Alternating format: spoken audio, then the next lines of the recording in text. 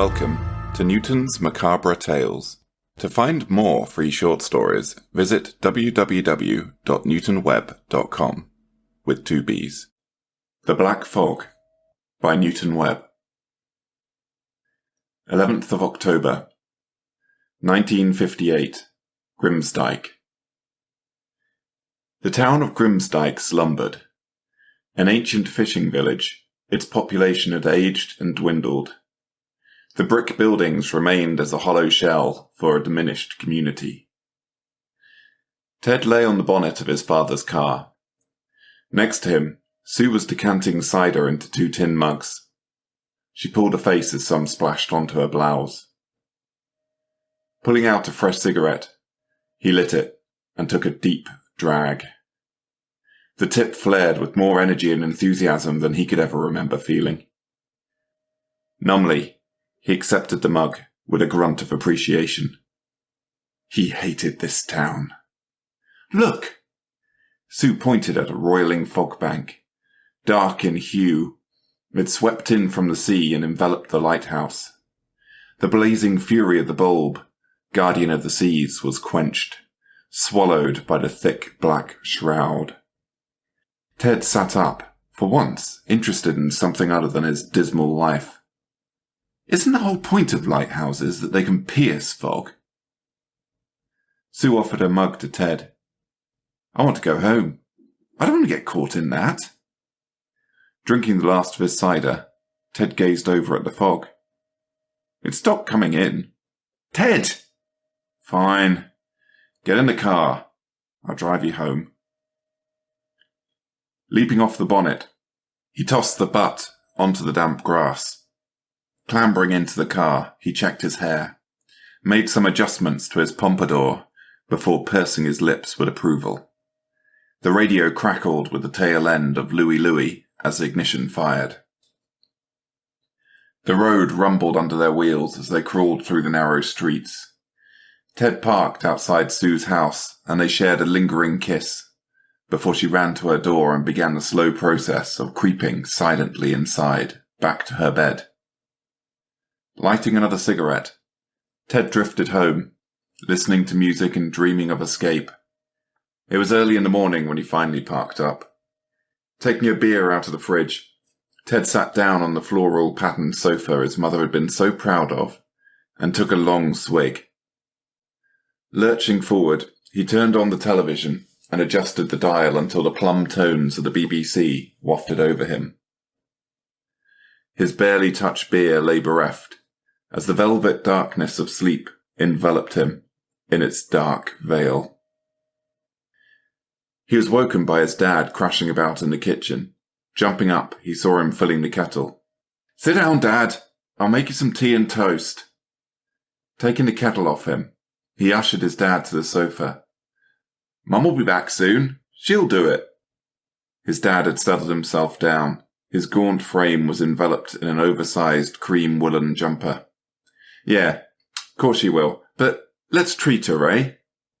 Ted shook his head. His mum had been dead for the last year. Gathering up the cups and saucers from yesterday, he filled the sink with hot, soapy water. As the kettle began to whistle on the stove, he filled a teapot and swore softly. The toast was burnt.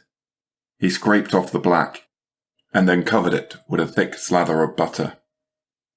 Did Mum get any biscuits? His dad called from the sofa. No, Mum didn't get any biscuits, Dad. Ted looked at a photo on the wall of the 3 of them. Even after a year, he still thought of his mum every day.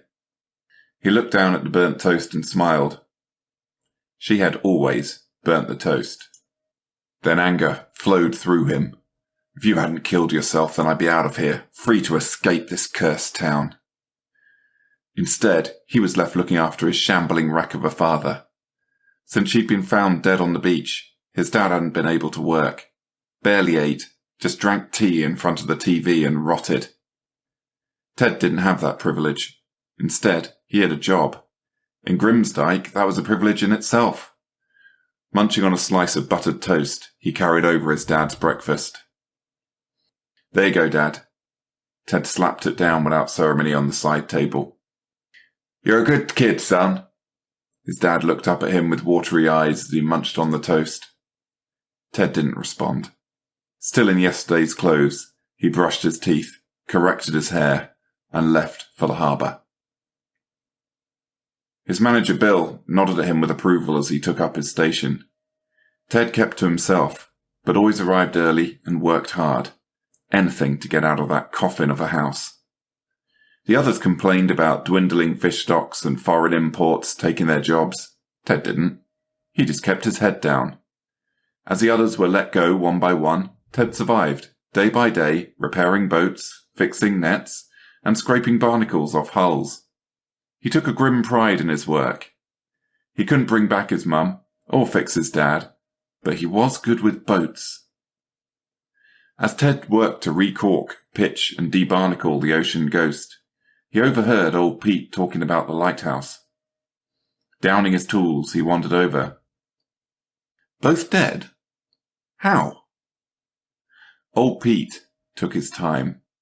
Unused to this much attention, he was savouring it. He'd lost his jobs years back, but he still kept coming back, out of habit to sit and smoke his pipe, drinking the odd cup of tea that Bill allowed him for old time's sake. The black fog claimed them last night.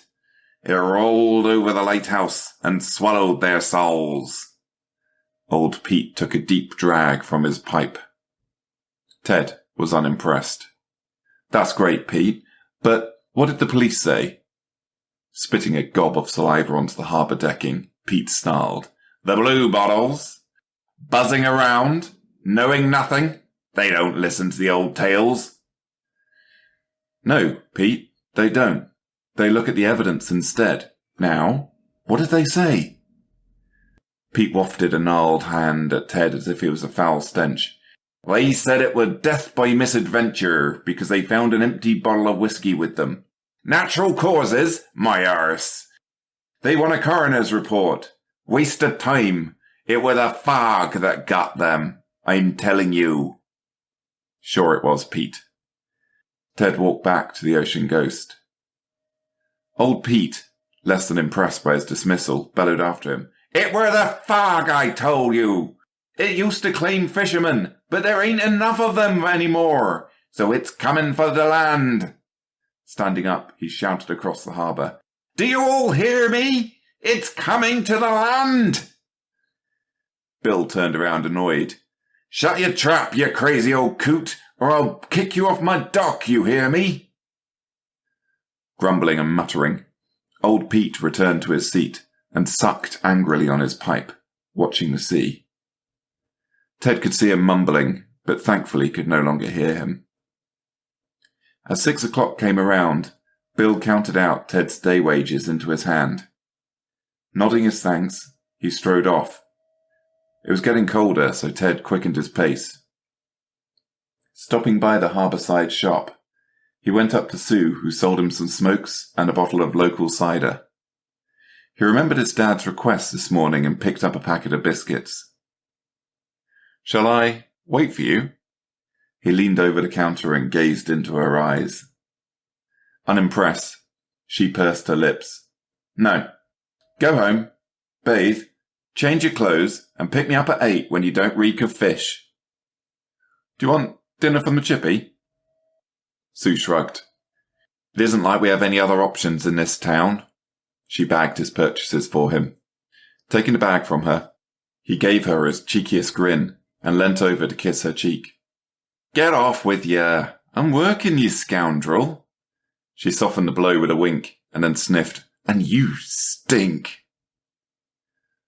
Refreshed, clean, wearing a rusted iron-red shirt, he applied some expensive pomade to his hair and checked the mirror. Looking sharp. He tilted his head to a few other angles to be sure, and then slung his leather jacket over his shoulders. Driving to the chip shop, he picked up 3 fish and chips.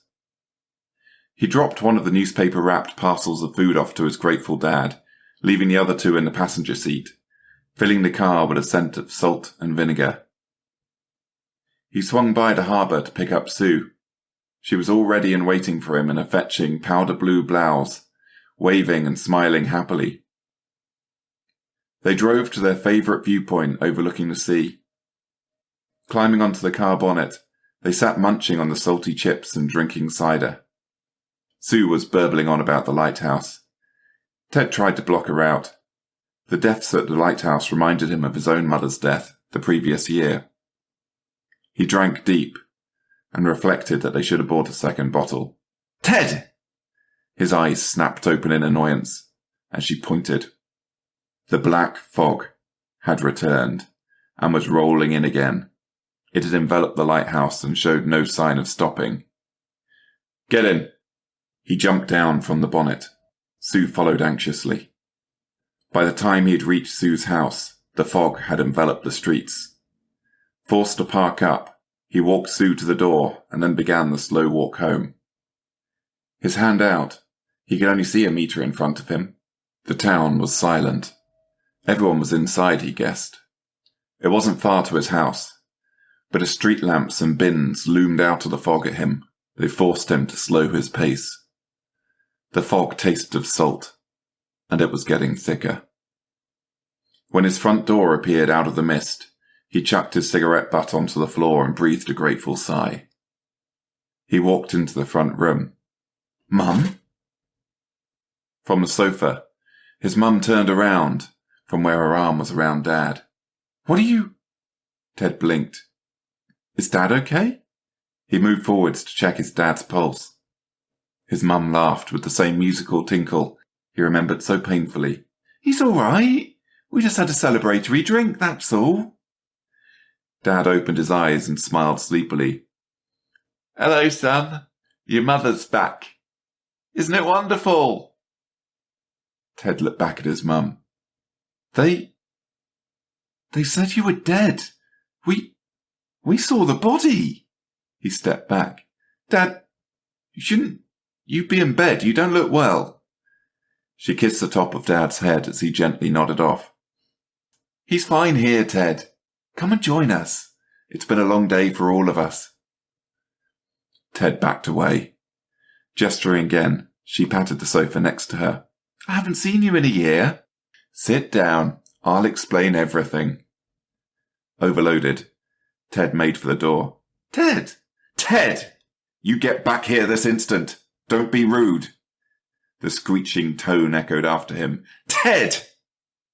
He stumbled through the cold fog once more, nearly tripping over a bin. Around him he could hear rustling. It could be anything in this damned weather. One hand stroked the wall to guide him through the streets. He nearly tripped over a second bin. Then his shoulder smashed into a lamppost, causing him to hiss with pain. Without hesitation, Ted pressed on.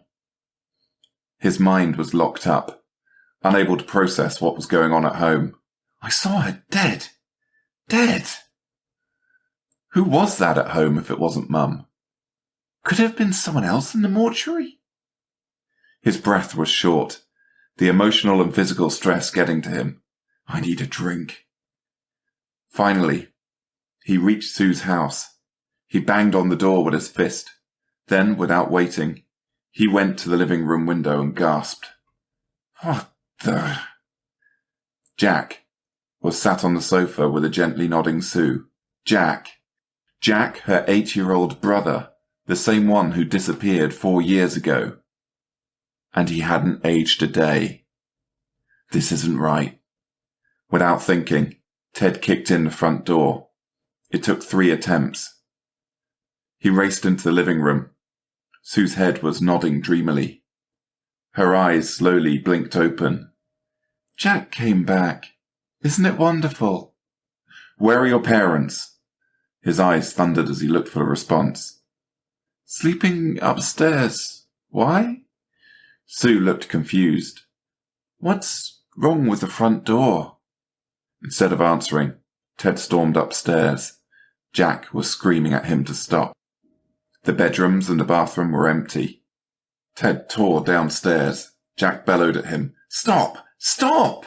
Sue! Stop him! He's just jealous! Sue couldn't do anything but cry. Her head flopped down exhausted. Ignoring the little snot, he stormed into the kitchen to find the bodies of Sue's parents.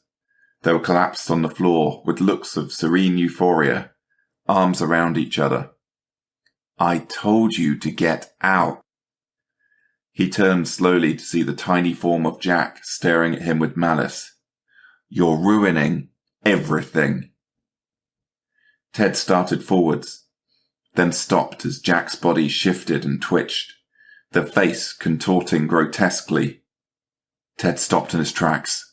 He stared with horror. There was a savage rip as Jack's shirt tore and a coiled mass of scales writhed through the rent fabric. His face seemed to shimmer. Jack launched forwards. His sinuous body slid across the floor, jaws snapping, vicious, serrated teeth flashing, and monstrous eyes rolling back in its skull in anticipation of the kill. A sibilant hiss escaped before bang! Ted smashed a ceramic kettle into the creature's head. Bang! As the creature fell, its long snake-like tongue lolled out. Its tail continued to convulse.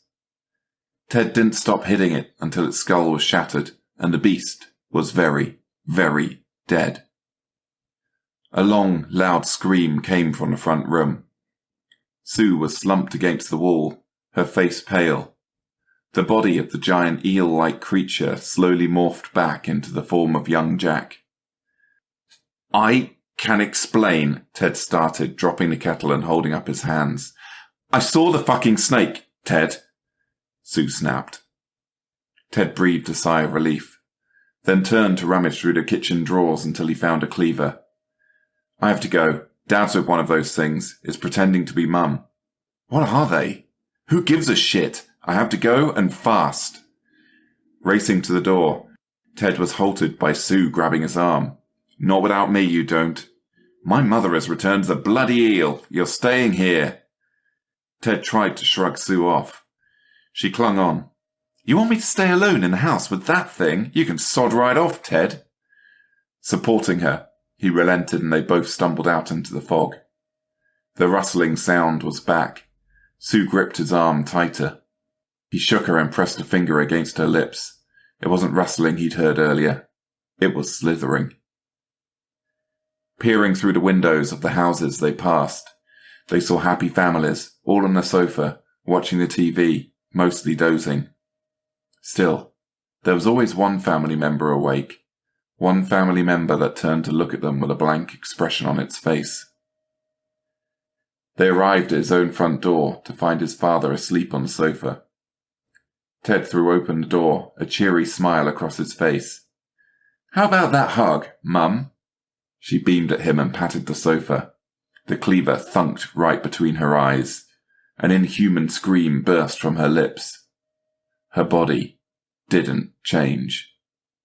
They waited for a moment. Ted shrugged hopefully. "Well, I guess Jack turned human when dead." "It wasn't Jack, Ted," Sue said. She raced upstairs for a blanket to cover over his dad. She tossed a second one over to Ted, who wrapped the corpse of the creature in it. His mum's face was still looking up at him. They stayed watching the front door until the mist receded and the sun started to come up. The morning air was cool as he loaded the beast's body into his car and drove it down to the wharf. Ted broke into a supply closet in search of a tarpaulin and chains for disposal of the body. Once it was securely wrapped, he loaded the cumbersome bundle into a boat and sailed it out into deeper water. When he felt he was far enough away from the shore, he heaved the body over the side of the boat into the sea, grunting with the effort. Exhausted from his exertions and the sleepless night, he flopped back and throttled the motor to head towards home. Looking over his shoulder, his blood ran cold and he cursed. The fog was rapidly returning. The boat creaked and shifted. Ted turned to see that his dad was sat next to him. Thank you for listening. To get notified every time a new episode is released, please click follow or subscribe and turn on all notifications. If you enjoyed this episode, then please take a moment to rate Newton's Macabre Tales. Reviewing allows the podcast to grow.